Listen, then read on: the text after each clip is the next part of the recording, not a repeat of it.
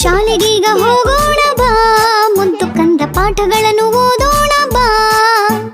ಪಾಠಗಳನ್ನು ಓದಿ ಓದಿ ಒಳ್ಳೆಯ ಅಭ್ಯಾಸ ಕಲಿಯೋಣ. ಒಳ್ಳೆ ಅಭ್ಯಾಸ ಮಾಡಿಕೊಂಡರೆ ಒಳ್ಳೆ ಕೆಲಸಗಳ ಮಾಡಬಹುದು. ಒಳ್ಳೆಯ ಕೆಲಸ ಮಾಡುತ್ತಿದ್ದರೆ ನಾವು ಒಳ್ಳೆಯವರು ಆಗಿರಬಹುದು.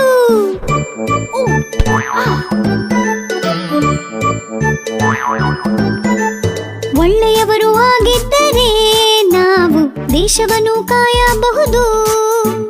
ಭಾರತದ ಮಕ್ಕಳೆಂದು ನಮ್ಮನ್ನು ಜಗವು ಮೆಚ್ಚಿ ಹೊಗಳಬಹುದು.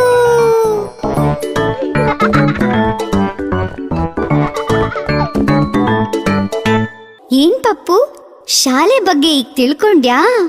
ಹೌದು ಹೌದು, ನೀನೇ ತಾನೇ ಎಲ್ಲ ಹೇಳ್ಕೊಟ್ಟೆ. ನೀನೇ ತಾನೇ ಮನೇನ ಮತ್ತೆ ಮನೆಯವ್ರನ್ನ ಕಾಯ್ತಾ ಇರೋದು.